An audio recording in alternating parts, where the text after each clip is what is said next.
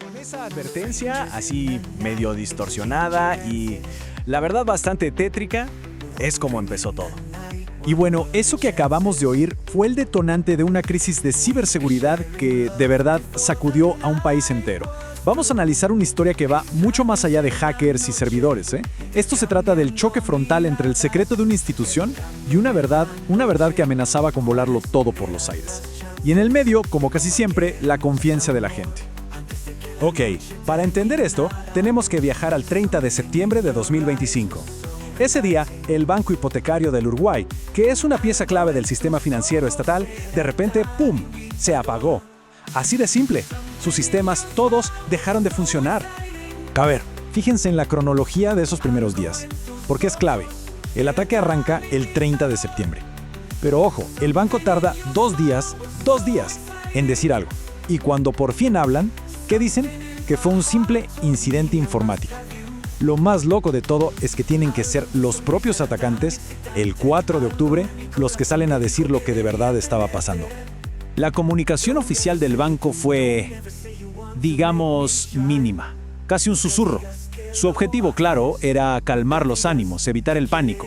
Pero lo que estaban haciendo en realidad era ocultar la verdadera magnitud del desastre. Y así, sin que nadie lo supiera, se activó lo que más tarde se llamaría el protocolo de silencio. Claro, es que esto no era un simple fallo técnico, para nada. Detrás de todo este caos había un nombre, Crypto24. Y su plan era muchísimo más oscuro que solo apagar unos cuantos servidores. Usaron una táctica que se conoce como doble extorsión. ¿Y qué es eso? Bueno, no es solo que te bloquean los sistemas y te piden plata para devolvértelos. No. Antes de eso, se toman el trabajo de copiar toda tu información sensible. Esto les da un poder de negociación brutal, porque la amenaza es doble. O pagas para recuperar el control, o pagas para que no publiquen todos tus secretos en Internet. Y la cantidad de información que se llevaron es una locura. Hablamos de 700 gigabytes. Para que nos hagamos una idea, eso es como si se hubieran robado una biblioteca entera, pero llena de documentos con la información personal y financiera de miles y miles de personas. Un verdadero tesoro nacional de datos que ahora estaba en las peores manos posibles. ¿Y qué había ahí dentro? De todo. Información personal de más de 50,000 clientes, contratos de propiedades, archivos contables, evaluaciones de riesgo crediticio, hasta las propias configuraciones de seguridad informática del banco. O sea, la filtración de todo esto no era un problema, era literalmente una catástrofe nacional. Pero claro, mientras el discurso oficial intentaba bajarle el perfil a todo, hubo una voz que desde el minuto 1 vio que esto era mucho más grave. Hablamos del experto en ciberseguridad, Alberto Daniel Gil. Y la historia de Gil es particular, por decirlo de alguna manera. Es que, irónicamente, fue el primer hacker condenado penalmente en la historia de Uruguay. Esto le da una perspectiva que nadie más tiene, una credibilidad tremenda. Él conoce el sistema desde adentro y desde afuera, porque, alguna vez estuvo del otro lado. Y su argumento principal, que es como el eje de toda esta historia, es este. Para Gil, el ataque en sí era gravísimo, claro. Pero el verdadero peligro, la verdadera amenaza para el país, era la respuesta de la institución.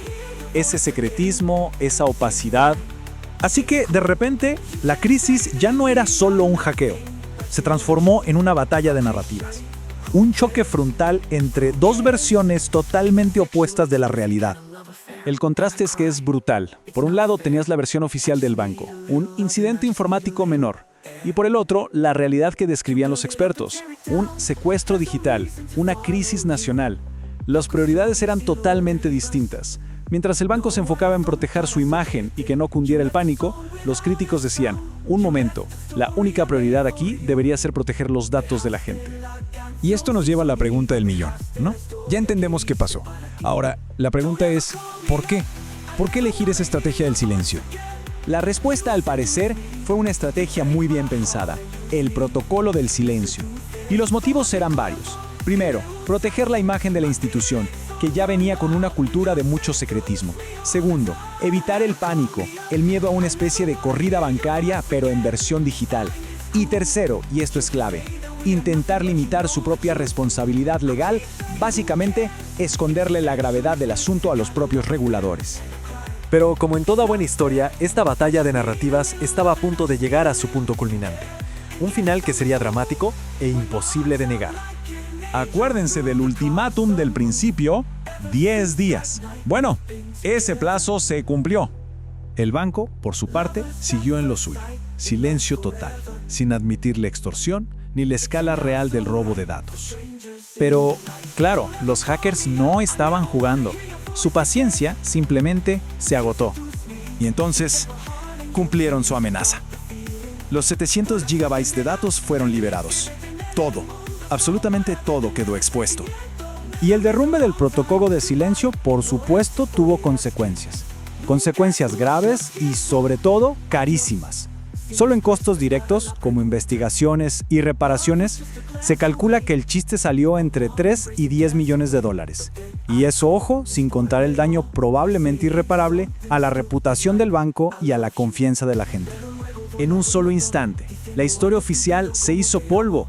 La verdad que el experto, que Hill había estado anunciando, se convirtió en una realidad que ya nadie podía negar.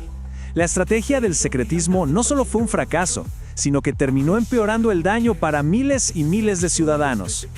Al final, esta historia del silencio de los 700 gigas va mucho más allá de un solo banco o de un país. Nos deja con una pregunta flotando en el aire, ¿no? Una pregunta fundamental para la era digital en la que vivimos.